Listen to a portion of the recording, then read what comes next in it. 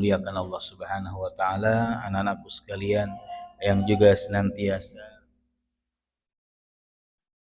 diputar itu supaya suaranya, yang senantiasa dimuliakan dan dirahmati Allah Subhanahu wa taala. Menyambung bab-bab yang lalu berkenaan amalan batin yang menjadi langkah kita mendekat kepada Allah Subhanahu wa taala. Bab pertama taubat. Bab kedua khauf atau takut kepada Allah. Bab ketiga zuhud, melepaskan keterikatan hati dengan dunia. Bab keempat dan kelima sabar dan syukur. Ini bab ketujuh, yang keenamnya tertukar nanti pertemuan berikutnya, yaitu tawakal. Jadi tawakal menjadi bahasan kita pada hari ini. Sebelum kita membahas makna tawakal, mari kita berniat kembali duduk di majelis ini. Semoga menjadi jalan kemudahan surga Allah Subhanahu wa taala.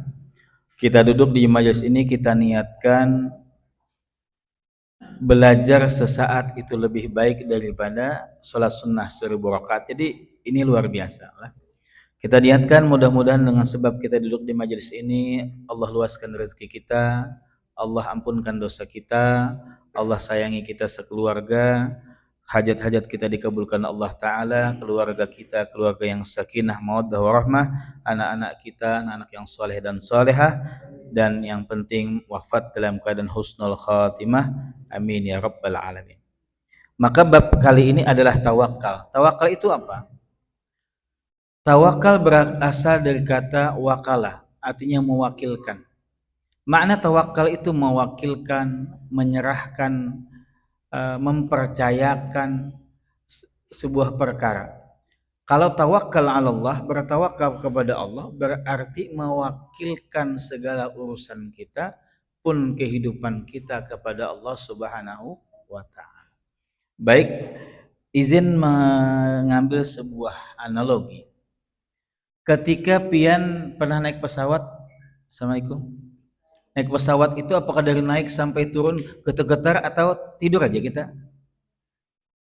Yang pertama mungkin kaget-kaget, lain yang sudah biasa nih. Kira-kira bisa tidur enggak di pesawat? Kada juga pian lah. Ya, yang tenang di pesawat siapa yang bisa tidur?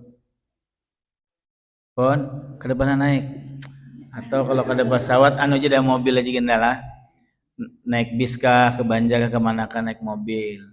Mobil pribadi kah, mobil orang kah? Itu kalau perjalanan jauh bisa tidur enggak? Bisa. Bisa tenang tidak? Kenapa enggak tenang? Hah? Enggak percaya sama supir? Kalau supir siapa yang percaya? Oke, ini sekarang saya ingin yang pian bisa tidur. Suami misalnya bawa bisa tidur. Kada juga, kada percaya juga. Cek, ugal-ugalan. Nah, ulun mencari yang percaya aja dulu. Kira-kira siapa supir pian? Ini mau pesawat kah, mau kapal kah, mau mobil kah, yang pian bisa tidur nyenyak? Kada ada kah? Masa kada ada? Hah? Ini amun berarti kalau ada supirnya bagus, oke, bawaannya enak. Oke, intinya sebenarnya yang ingin saya sampaikan adalah ketika kita naik pesawat kah, kalau ulun tidur aja bang di pesawat aman aja. Ya tidur aja ulun, paling pas pertama-pertama aja mau sudah kada terhitung lagi jumlahnya puluhan kali kah, ratusan kali kah, lumayan aja tidur kita sejam 2 jam, apalagi ke Mekah 8 jam sampai 10 jam tidur aja kita. Nah, tenang tidur. Yang tenang aja lah, yang kada tenang kita anu dulu, skip dulu. Ada seseorang yang mampu tenang tidur di dalam pesawat ketika terbang. Ada orang yang mampu tenang tidur di dalam mobil atau bis ketika perjalanan. Kenapa dia bisa tenang? Yang tenang karena percaya dengan supirnya, pilotnya, atau kalau kapal nahkodanya. Kalau kita makan di luar, di restoran yang memang kita pilih, nyaman makanannya, lahap kita makan, kenapa kita bisa lahap makan? Padahal bukan kita yang masak. Karena yakin dan percaya yang masaknya muslim misalnya, di sana higienis misalnya. Coba pian datang ke warung yang kebersihannya kayaknya kotor gitu kan. Ini muslim nggak ya? Makanannya ini sapi kah atau B2 kah misalnya? Nyaman lah makan? Kada. Oke. Kita bisa tidur di atas pesawat, di mobil, di kapal, kita bisa makan dengan lahap ketika kita percaya dengan yang menjadi pilot, supir atau nahkoda atau yang memasak. Kita bisa tidur di bangunan, di rumah karena kita percaya bangunan itu kuat, kokoh. Kalau bangunan pindah goyang-goyang kada percaya kalau kita. Nah, apa yang ingin saya sampaikan dalam kehidupan dunia, memang tadi ada yang percaya tidak percaya tergantung siapa supirnya. Kita ambil yang percaya dulu lah. Pilot hebat, drivernya hebat, bawaannya bagus, tidak ya duduk itu kada tenang, hingga kita percaya. Padahal sehebat-hebat supir, bawaannya tenang, cepat, tidak ugal-ugalan, sehebat-hebatnya supir yang mampu membuat kita tidur di belakang, masih punya potensi kecelakaan enggak? Masih ada punya potensi ngantuk tidak? Masih ada punya potensi kita tidak selamat enggak? Terhadap supir yang hebat, minta maaf lah kalau ada keluarganya yang supir lah, driver yang hebat sekalipun, bagus bawaannya, pengalamannya yang bisa membuat kita tenang dalam tidur kita dalam perjalanan, itu pun masih bisa salah, masih bisa ngantuk, masih bisa ada potensi tidak selamat. Nah, kalau terhadap manusia kita bisa bertawakal, menyerahkan perkara kita, perjalanan kita percaya sudah. Terhadap manusia kita bisa tenang, dibawa mobilnya dan seterusnya. Kenapa kepada Allah kita masih resah dan gelisah? Bisa dipahami lah. Seharusnya kalau benar-benar kita bertawakal kepada Allah, kita bertawakal kepada Allah, tenang aja hidup kita. Kada terlalu gelisah tentang hari esok, kayak apalah nanti, kayak apalah, aduh lah, kayak apalah. Tidak ada begitu. Kalau hati kita bertawakal penuh kepada Allah. Sebagaimana kita tadi mempercayakan perkara kita terhadap orang kepercayaan kita, terhadap supir tadi, itu cuma contoh saja. Bisa dipahami sampai di sini? Baik. Itu makna tawakal. Kemudian kita sebagai orang tua yang masih punya anak-anak kecil beginilah, masih anak-anak atau para remaja seperti ini.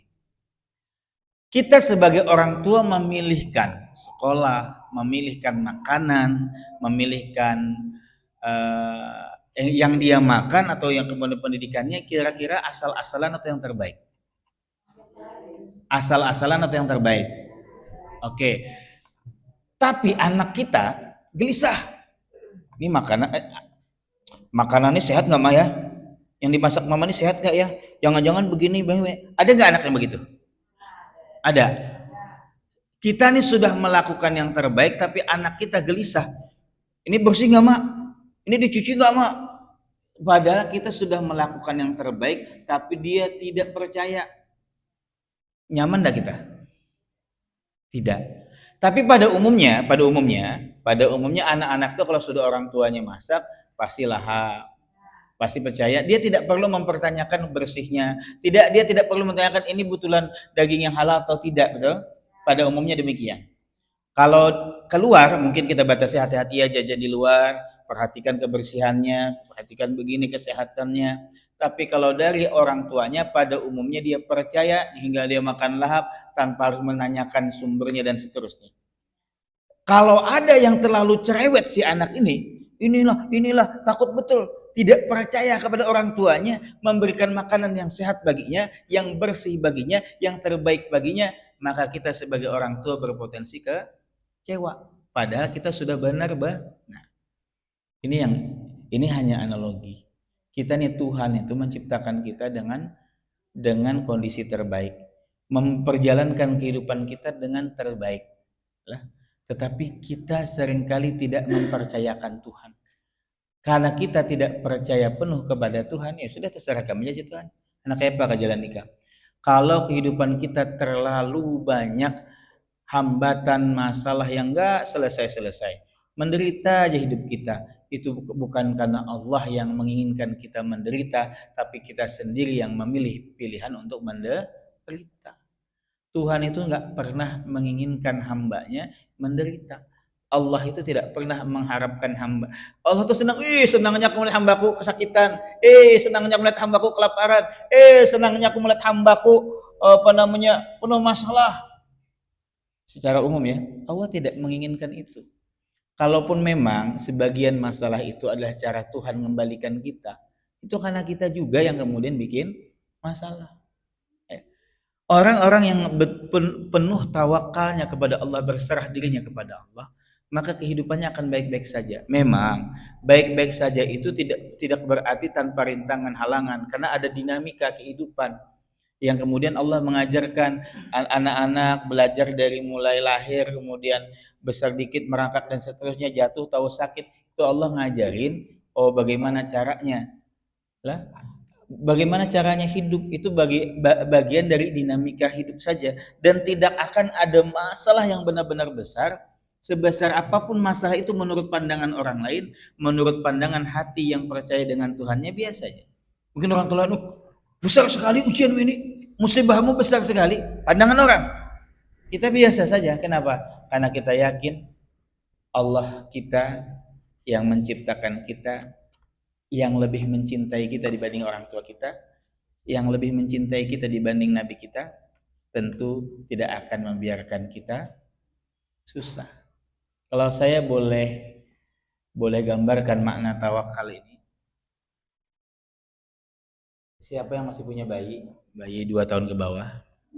Ada? Oh ada. Pernah lah pian bayi pian tuh pian lempar-lempar. Kan gendong-gendong asikin lah. Nah dilempar dikit-dikit, jangan terlalu tinggi lah. Pernah? Nah, saya tuh kadang suka punya bayi itu lempar. Coba lihat usianya juga, dilempar sedikit terus kita tangkap, dia bisa ketawa senang. Betul? Pernah lihat begitu? Ini bayi lah, ini botol, ini bayi umurnya, nah kita lempar kan. Tapi jangan terlalu kencang juga, nanti mengganggu kesehatannya. Ini hanya sekadar analogi. Ketika bayi dilempar ke atas, si bayi tertawa lepas. Karena dia yakin tidak akan terhempas, tidak akan terjun bebas. Ya kalau bayi dilempar ke atas, dia tertawa lepas. Karena dia yakin sang ayah tidak akan membiarkan dia terjun bebas hingga terhempas. Kenapa bayi bisa ketawa? Karena dia percaya dengan orang yang menggendongnya, ayah umpamanya. Tapi orang lain tidak dikenal, diambilnya bayi kita, dilemparnya, menangis pasti, ya kah? Ini kadang-kadang lan ulun pinjam anak pian jelon. Lempar, biar lempar sedikit aja, menangis tepangannya, belum dilempar menangis sudah, karena dia tidak percaya kepada saya. Ayahnya, ibunya mungkin melempar tertawa lepas, karena dia percaya penuh kepada orang tuanya, tidak mungkin membiarkan dia terjun bebas dan terhempas. Tapi kenapa kita tidak percaya dengan Tuhan? Aduh, ini bisa hancur aku nih, hancur hidup gini. Aduh, rusak. Aduh, dengan segala ketakutan, kekhawatiran itu. Tapi terjadi, Ustadz. Yang saya khawatirkan memang terjadi. Ya, memang terjadi. Kenapa? Ana inda dhanni abdi bi. Aku sesuai prasangka hambaku. Kita kalau sering berpikir susah memang kehidupan kita. Kita kalau sering berpikir negatif tentang hari esok, memang negatif yang terjadi hari esok. Bukan Tuhan yang menakdirkan hari esok negatif, tapi kita yang meminta negatif itu, hasil yang buruk itu, kondisi yang buruk itu dengan apa? Dengan pikiran kita sendiri. Ada namanya law of attraction, susah menyebut bahasa Inggris itu. Intinya hukum ketertarikan. Apa yang kita pikirkan itu sangat mungkin terjadi. Alam itu mendekat dengan apa yang menjadi pikiran kita yang diulang-ulang. Sama rezeki datang berlimpahan, dimudahkan, dapat ilmu, turun yang baik-baik datanglah baik-baik. Kalau kemudian dipikirin buruk-buruk, aduh nanti aku bakal lahir lagi, nanti aku kayak ini lagi, aku nanti kayak itu lagi, nanti si Anu kayak gini lagi. Hal-hal buruk yang senantiasa dipikirkan, maka hal-hal buruk itu akan dekat kepada kita. banyak-banyaklah berpikir hal-hal baik agar hal-hal baiklah yang mendekat kepada kita. Ya. Sesuatu yang buruk secara zahirnya saja bisa berubah ketika hal baik yang dipikirkan. Saya masih bujangan dulu, ikut mengabdi di salah satu tempat. Saya anggap orang tua beliau, atasan saya yang saya anggap udah kayak orang tua, karena jarak usia juga saya masih 24, beliau sudah 50-an mungkin. Ibu-ibu. Saya anggap orang tua. Saya termasuk pengajar yang paling disayangi. Sampai hari ini. Sudah berapa generasi berganti, tetap saya sering disebut-sebut. Tapi nggak pernah dimarahi kah? Pernah ya dimarahi. Bukan. Nah, ada satu ketika, padahal dari awal saya tuh paling disayangin. Habis itu kenapakah marah besar beliau? Marah besar, ada salah paham, ada salah persepsi dan lain-lainnya. Saya tahu saya dipanggil akan dimarahin. Takut kah? Secara manusia ada takut dimarahi orang kan? Tapi habis itu, karena saya sudah tahu ilmunya, ibu ini datang memanggil saya. Dia hanya bertanya, mengklarifikasi. Saya akan sampaikan sebenarnya, beliau akan menerima, dan kemudian beliau justru akan memohon maaf atas kesalahan pemahamannya. Tidak akan ada masalah, yang ada baik-baik saja. Saya datang, tidak dimarahin, tidak diklarifikasi. Kenapa? Sebelum saya diklarifikasi, masalahnya udah clear duluan. Faktanya sudah beliau ketahui duluan sebelum saya datang. Yang ada beliau malah baik-baikin saya, dikasih makan, dikasih ini, seterusnya. Apa? Kekuatan pikiran positif ini membangun energi dalam kehidupan ini sehingga hal positif dekat dengan kita. Bisa dipahamin? Kalau kita pikiran buruk, itu pasti dah marah sama aku dah. Itu pasti dah itu sangka buruk terus, itu memang itu orang itu memang sinis dengan aku tuh. Orang itu yang akan terjadi. Gini, hati itu ada koneksi, ada sinyal loh. Ini apa? Umpama HP itu bluetoothnya terbuka atau wifi hotspotnya terbuka, bisa terkoneksi. Getaran yang kita pancarkan positif akan ditangkap positif. Getaran yang kita pancarkan negatif akan ditangkap negatif. Tapi Ustadz, kenapa? Ulun inilah kita ini suka aku hebat pun aku ini sudah. Ulun ini selalu positif Pak Ustadz. Tapi orang itu memang negatif terus Pak Ustadz. Memang ada juga sih, kita itu selalu positif. Kita pada pancarannya positif aja. Tapi karena negatifnya orang kuat, biar kita positif, dia tetap nangkap negatif. Tetapi kalau kita kuatin lagi positifnya kita, berarti gini, positifnya kita masih kurang kuat dibanding negatifnya orang lain. Kan Ustadz, memang dia tuh jahat benar orangnya, hatinya buruk benar, sehingga kebaikan hatiku tidak mampu memperbaiki dia. Itu karena cahaya kita tidak lebih kuat dibanding gelapnya orang lain. Ya. Dan cahaya kita yang sedikit tadi berubah menjadi gelap karena kegelapan orang lain. Itu kan, saya itu sudah baik-baik loh sama dia, tapi dia tetap begitu. Kita tadi awalnya cahaya kita hanya berubah juga menjadi gelap. Dia sih begitu, saya dengan ini baik-baik aja, dengan ini saya nggak bisa baik-baik. Awalnya memang cahaya, tapi berubah menjadi gelap. Tapi jangan pernah salahkan orang lain, karena pilihan gelap itu bukan disebabkan orang lain, disebabkan diri kita sendiri. Saya katakan, ada yang pernah main catur? Enggak ya? Tahu lah paling tidak ya. Orang yang main catur itu rata-rata pemenangnya bukan karena hebat strateginya, tetapi rata-rata dia menang karena kesalahan orang lain sendiri. Kita kalah bukan karena orang lain sangat hebat, tapi kita yang salah melangkah. Kita salah jalan, kita ceroboh. Rata-rata itu karena kecerobohan kita, bukan karena hanya sekedar hebatnya taktik orang lain. Jadi jangan pernah menyalahkan orang. Gini, katakan saya musuhan sama dia, hubungan tidak baik sama Akbar. Katakan saja memang hatinya gelap. Tetapi kalau saya mampu menghadirkan getaran cahaya yang lebih terang lagi, maka kegelapan itu akan sirna, yang hadir adalah cahaya. Berapapun buruknya orang lain, berapapun kotornya orang lain, kalau kita datang dengan kelembutan, cahaya, sirnalah kegelapan, yang hadir adalah cahaya. Itu sudah banyak dibuktikan Nabi, yang melempari dengan kotoran, yang meludahi Nabi, yang mengolok-olok Nabi, balas kebaikan, tetap saja buruk, balas lagi kebaikan, tetap saja buruk, balas lagi kebaikan, tetap saja buruk. Pada akhirnya baik. Kita ini kadang-kadang baru sekali, dan itu juga belum 100%. Saya Pak Ustadz sudah mencoba berbuat baik. Berbuat baik saya sudah mencoba, baru mencoba belum selesai berbuat baiknya, mundur. Tapi dia sepertinya tidak menerima saya. Jadi saya tidak mau. Ngapain saya baik-baikin, dia aja nggak baikin saya. Saya sudah mencoba mengalah tapi kayaknya dia nggak mau. Nah, kita seringkali terbawa keburukan dengan kondisi seperti itu. Jadilah cahaya. Kalau kegelapan itu begitu besar, terangi lagi cahaya kita. Besar masih, terangi lagi cahaya kita. Sehingga kegelapan itu sirna dengan cahaya di hati kita yang terus kita tumbuhkan dengan ilmu, dengan iman, dengan ketaatan, dengan kesolehan. Oke. Nah, kenapa tak kasih itu tadi? Tadi udah tawakal. Subhanallah walhamdulillah.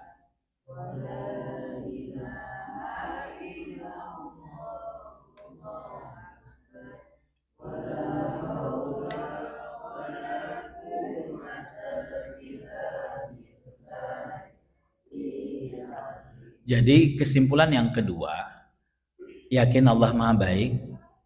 Yakin Allah Maha Baik. Enggak yakin ini. Yakin Allah Maha Baik. Yang kencang, yakin Allah Maha Baik. Yakin Allah yang Maha Baik itu mempersiapkan yang terbaik untuk kita. Kalau orang tua mempersiapkan terbaik untuk anaknya, Allah lebih lagi mempersiapkan terbaik untuk kita. Kalau koneksi batin kita begitu sama Allah, maka kebaikan akan kita dapat. Ya. Jangan menyisakan 0,1% pun keraguan kepada Allah. Jangan menyisakan 0,1% pun kekhawatiran kepada Allah. Jangan menyisakan 0,1% pun tidak percaya kepada Allah. Total saja kepada Allah. Baik, berarti kalau kita tawakal itu kita berdiam diri aja Kak Ustaz. Diam diri aja karena masalah selesai sendiri. Berdiam diri aja nanti kenyang sendiri perut. Berdiam diri aja duit datang seorang kayak itu Kak. Gini, hadirkan akal dan raga kita di bumi, hati dan jiwa kita di langit. Ya, akal kita di bumi, jiwa kita di langit. Akal kita di bumi, raga kita di bumi, jiwa kita di langit. Raga kita di bumi, hati kita di langit. Jadi akal dan raga itu di bumi, hati dan jiwa kita di langit. Pandangan, pikiran dan hati kita tembus kepada Tuhan. Tapi fisik kita tetap di bumi, sehingga ada syariat, ada hukum sebab akibat. Mau kenyang ya dimakan, mau dapat duit ya kerja. Paham? Oke, satu cerita. Ya, tadi karena saya ini tidak terlalu pandai, saya banyak bercerita saja ya. Imam Syafi'i dan Imam Malik. Imam Malik guru daripada Imam Syafi'i. Bolehkah berdiskusi berbeda pendapat? Boleh. Yang penting jangan, oh pian nih guru, kali ucur pian, salah pian gue. Yang penting jangan begitu. Misalnya anak-anak nih saya bolehkan saja. Kalau mereka punya pandangan berbeda, tapi tetap sampaikan dengan yang bijak. Seorang guru tidak boleh membatasi kebenaran itu hanya pada padaku. Aku guru kalian, aku yang benar, yang salah itu kalian. Tidak boleh begitu. Imam Syafi'i berbeda pendapat dengan Imam Malik ketika berbicara tentang rezeki. Kata Imam Malik, rezeki kita tuh berpasrah aja dengan Tuhan soal rezeki. Kita tuh laksanakan tugas kita saja. Apa yang dihadapkan kepadamu, laksanakan. Ada punya anak urusi anak, ada tempat pesantren urusi pesantren, ada memang pekerjaan yang diminta orang ke kita kerjakan. Apa yang dihadapkan padamu kerjakan. Aku dihadapkan pada tugas mengajar. Imam Malik mengajar, maka beliau sibuk mengajar saja. Tidak, ketika itu tidak mencari penghasilan, sibuk mengajar. Urusan rezekiku biarlah Allah yang atur. Tetapi beliau nggak pernah minta-minta. Jangan kemudian ini tugasku mengajar, aku tidak perlu bekerja, tapi kebutuhan hidupku ya aku minta-minta, minta pang, ulun mengajar minta pang. Nggak begitu, ya. Seseorang yang kemudian totalitas menyerahkan rezekinya kepada Tuhan, tetapi bukan kemudian meminta-minta, ya. Tetapi Allah mencukupinya. Ini dalam konsep Imam Malik. Pokoknya ada jajalannya, Allah mencukupinya. Kita nggak usah capek-capek keluar menjemput rezeki, rezekinya akan datang sendiri. Ini konsep Imam Malik. Jar Imam Syafi'i nggak bisa begitu, wahai Imam Malik. Rezeki itu kita jemput, kita datangi, kita keluar rumah, kita bekerja, baru kita mendapatkan rezeki. Kita tanam pohon, baru kemudian berbuah, kita petik, baru kita dapat. Tidak bisa diam-diam saja datang. Imam Malik menyampaikan satu daripada hadis Nabi, "Lau annakum tatawakkaluna 'ala Allahi haqqa tawakkulih, la razaqakum kama yarzuqut tayra taghdu khisama wa taruhu bitana." Lau annakum, seandainya kalian bertawakal kepada Allah sebenar-benarnya tawakal, la razaqakum, maka pastilah Allah akan memberikan rezeki kepada kalian, kama yarzuqut tayra, sebagaimana Allah memberikan rezeki kepada burung. Kalau kita benar-benar bertawakal, tawakal kita sebenar-benarnya, maka Allah akan memberikan kita rezeki kayak burung. Kenapa kayak burung? Dikit aja lah. Burung itu taghdu khisama, pagi-pagi lapar burung, wataruhu bitona, sore sudah kenyang. Burung itu terbang lapar, pulang kenyang. Pagi lapar, sore kenyang. Burung punya tabungan kah? Dia datang ke bank ngambil duit dulu, adakah?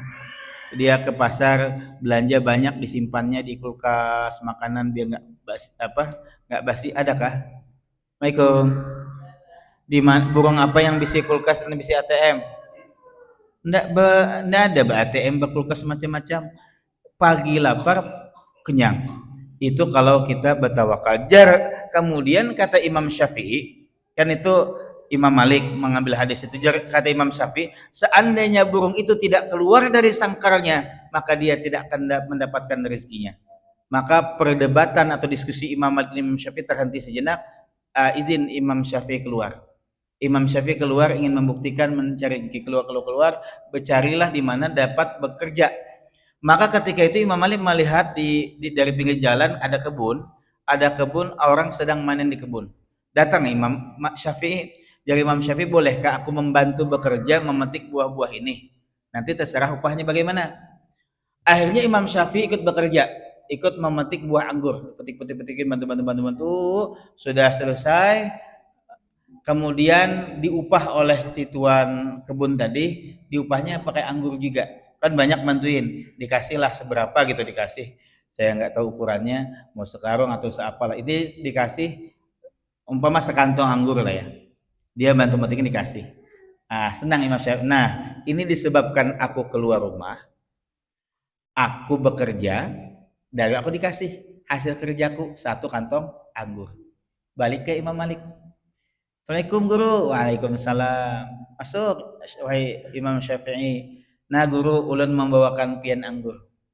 Ulun membawakan pian anggur. Dicicipin guru. Makanya Imam Malik ya dan Imam Syafi'i.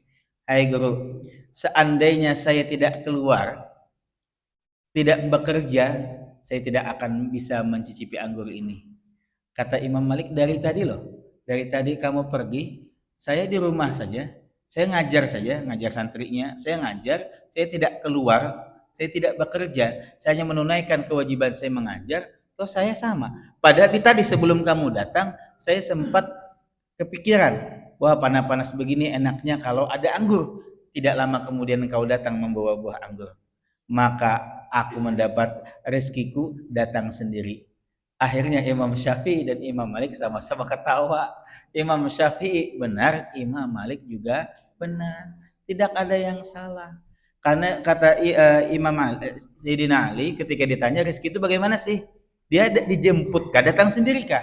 Kata Imam Ali, Sayyidina Ali, rezeki itu ada dua. Ada rezeki yang datang kepadamu, kamu lari pun dia tetap akan datang. Ada rezeki yang memang harus didatangi dan dijemput. Jadi memang ada rezeki yang bisa didatangi, ada rezeki dijemput. Kemudian kita sebagai manusia ini, hamba Allah ini, rezeki itu terbagi dua. Ada orang yang makam tajrid, ada orang makam kasbi. Tajrid itu kayak Imam Malik, walaupun tidak bekerja rezekinya cukup. Kalau seseorang punya amanah sosial, punya amanah keagamaan, punya banyak kebaikan-kebaikan yang harus dilakukan, tidak sempat dia bekerja secara khusus mencari penghasilan, tetapi kemudian Allah cukupkan, cukuplah dia lakukan kebaikan-kebaikan itu. Kalau rezekinya dan anak istrinya cukup tanpa harus minta, apalagi mengambil punya orang. Oke, tanpa meminta-minta, maka itu berarti makam tajrid. Allah memang cukupkan dia dengan rezeki yang datang padanya. Tapi ada, kita nih kegiatan sosial, kita keagamaan, bantu-bantu, tapi beras habis, listrik bunyi-bunyi, anak jajan tidak ada duit, terus saja begitu. Berarti makam kita makam kasbi, makam itu tingkatan eh, posisi kita, kasbi, usaha. Kita berusaha dapat duit, kita bekerja dapat duit, berarti makam kita makam kasbi. Sebenarnya setiap orang itu mendapati dua makam itu.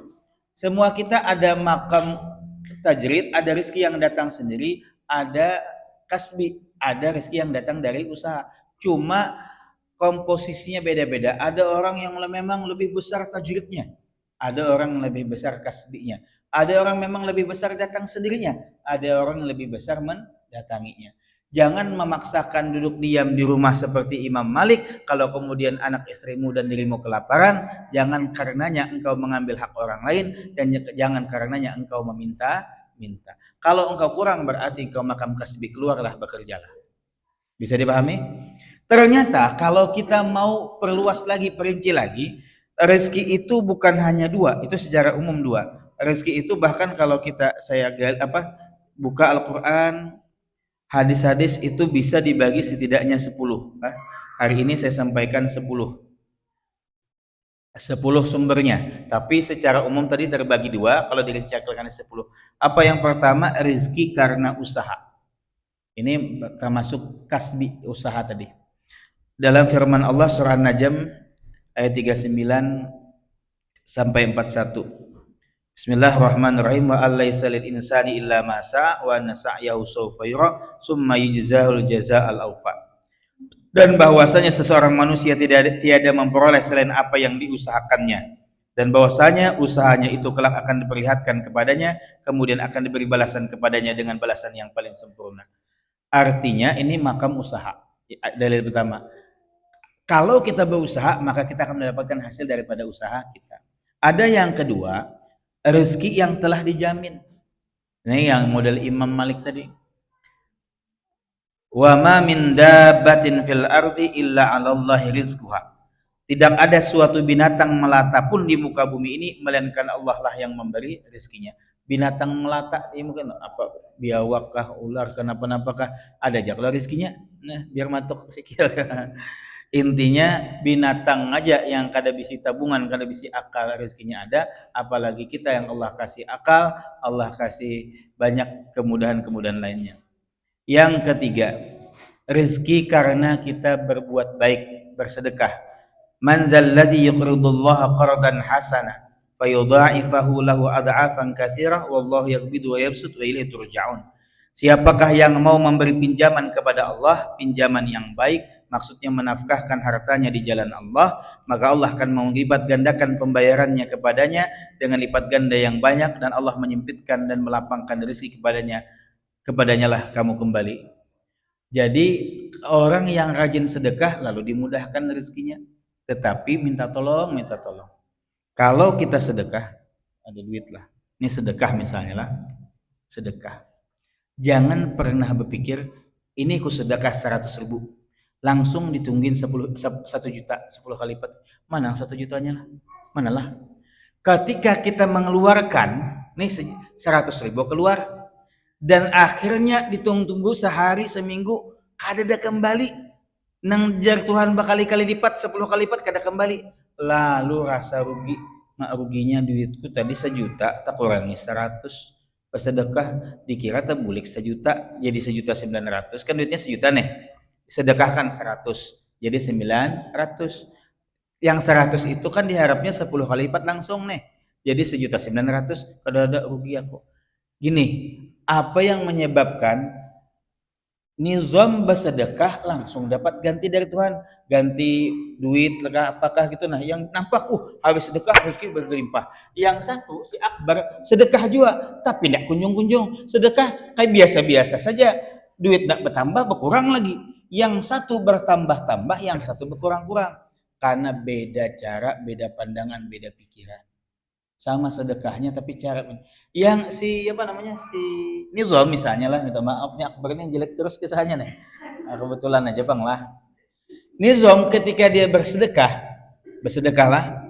Nizam merasa bersyukur kepada Allah. Ya Allah, alhamdulillah engkau berikan aku rezeki yang cukup, lebih dari apa yang ku mau. Ya Allah, makasih banyak.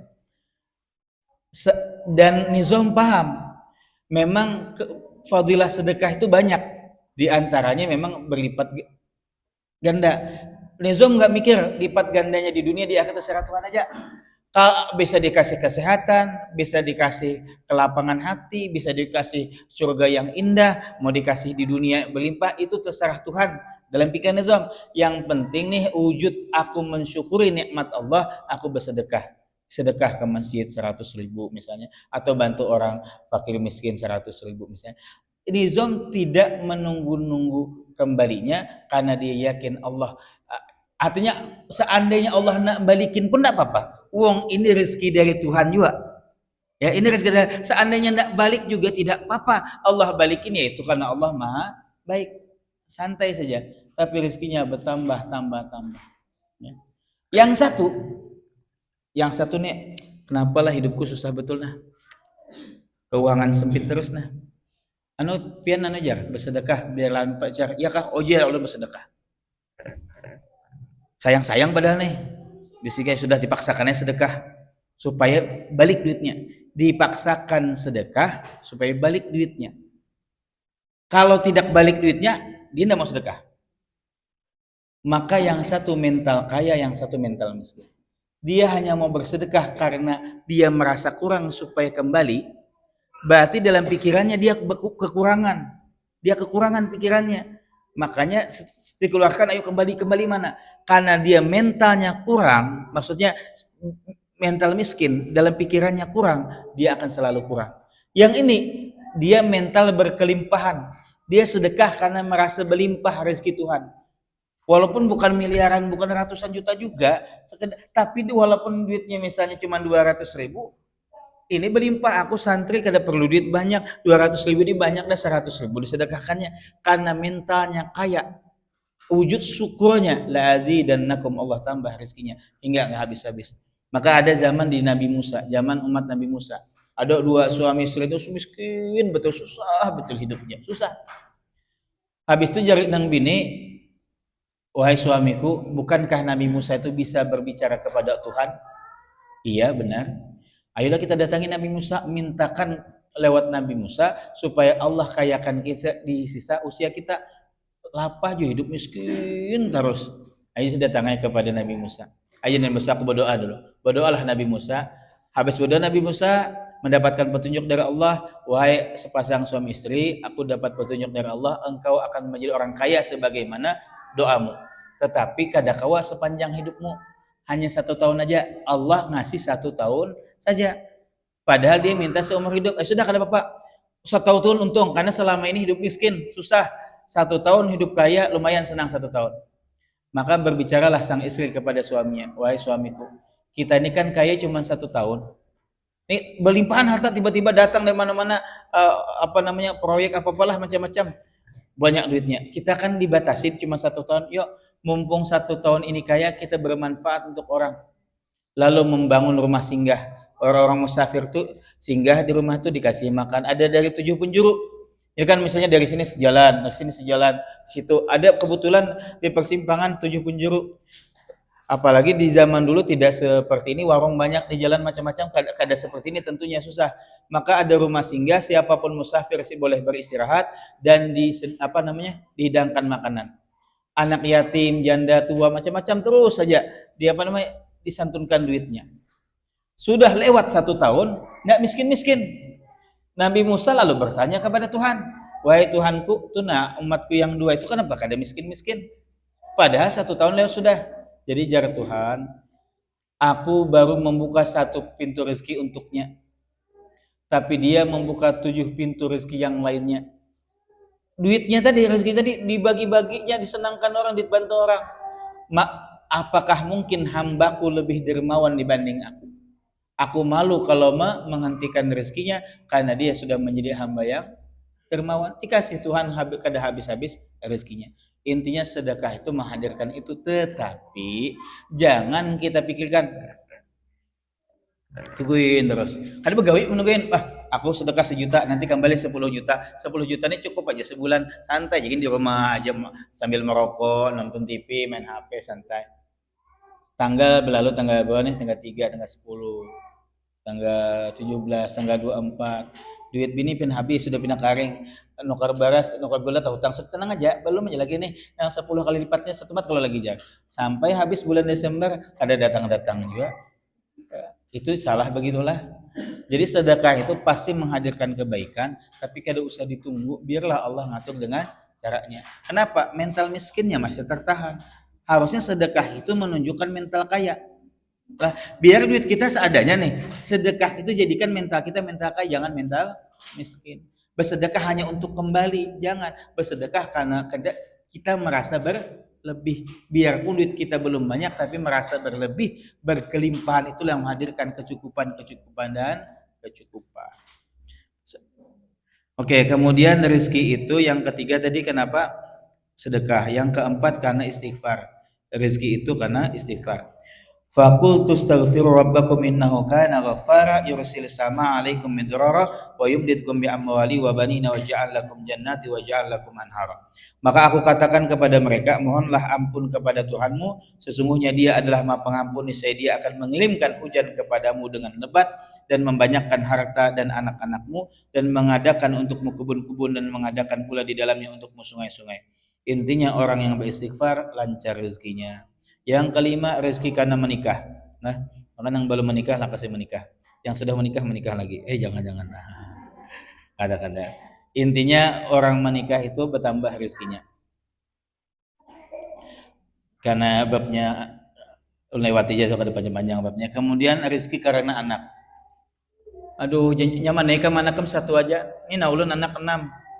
Banyak anak, jadi kita waktu sama 24 jam, tangan sama 2, kaki sama 2. Kalau pian anak 1 aja nyaman bisa bangun rumah ini. Ulun anak 6, habis makan nih anak aja, dinyoklahkannya aja. Oh, jangan pernah seperti itu. Kalau pikiran kita seperti itu jadi begitu. Jadi begitu karena bukan banyak anaknya, tapi karena pikiran kita sempit. Banyak anak, rezekiku terbagi banyak, lalu sedikit. Yang menjadikan sedikit itu bukan banyak anak kita, tapi karena pikiran kita sempit. Pikiran kita yang mengatakan bahwa rezeki kan sedikit. Tapi kalau kemudian kita ikut kata orang Bahari, dan itu ada dalilnya. Banyak anak, banyak rezeki. Aku enggak tahu rezekiku berapa, tapi anakku yang 6 ini, kebetulan anak lu 6 lah, dia membawa hadir ke dunia ini membawa rezekinya masing-masing. Menikah, ulun tadi sendiri menikah jadi 2, anak 6 jadi 8. Mereka semua membawa rezekinya masing-masing dari Allah. Maka ketika istri saya kadang minta maaf ya, tidak membantu bekerja, tidak mencari nafkah, habis sendirian. Kenapa harus minta maaf? Rezeki yang datang ke kita ini bukanlah dari abi, ini memang dari Allah. Hanya saja Allah titipkan lewat tangan abi. Jadi jangan pernah merasa rendah di hadapan suami karena kita bukan orang yang bekerja secara langsung. Kenapa? Sama saja. Saya sampaikan demikianlah. Khususnya ke bapak-bapak supaya para suami jangan karena dia sebagai figur pencari nafkah utama lalu kemudian semuanya harus tunduk patuh dengannya, apapun itu, mau marah kamu apakah, ya jangan begitu juga gitu. Karena hakikatnya semua datang membawa rezekinya masing-masing. Ada rezeki anak, panjanglah di pembahasan itu khusus sendiri. Intinya rezeki yang keenam rezeki karena anak. Yang ketujuh rezeki karena bersyukur.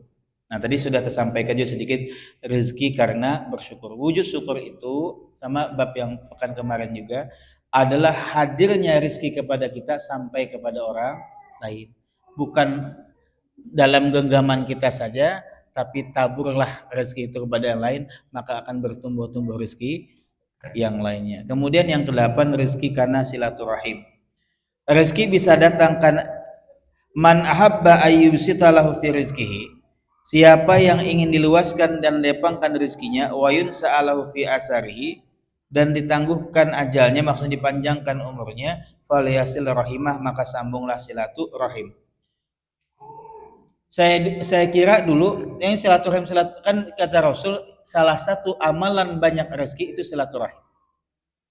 Dikira yang penting ketemu orang komunikasi langsung banyak rezeki. Ternyata secara ilmiah bisa dibuktikan. Saya ketika ketemu akhirnya kan ngobrol, oh ada peluang pekerjaan, oh ada peluang kerjasama, oh ada peluang ini. Karena banyak silaturahim, banyak pintu rezeki terbuka, maka rezekinya banyak. Coba aja pian media aja di rumah, bakurung aja di rumah, di kamar, orang bertamu kadang mau ngeluari, kenapa? Biarlah aku hidupku hanya diriku dengan Tuhan saja. Dan anak istri aja kada perlu orang lain. Semakin seperti itu semakin tenggelam. Nah, Allah yang menyuruh kita dan Rasulnya menyuruh kita silaturahim. Yang kesembilan, rezeki itu karena taat, takwa dan tawakal kepada Allah. Wa may yattaqillah yaj'al lahu makhraja. Siapa yang bertakwa kepada Allah, Allah berikan jalan keluar. Wa yarzuquhu, dan Allah memberikan rezeki kepadanya min haitsu la yahtasib, dari jalan yang tidak disangka-sangka. Wa may yatawakkal 'ala Allah, dan siapa bertawakal kepada Allah, fa huwa hasbuh, maka Allah yang mencukupkannya. Ya bena Adam, wahai anak manusia, tafarrag li'ibadati, luangkan waktumu untuk beribadah kepadaku.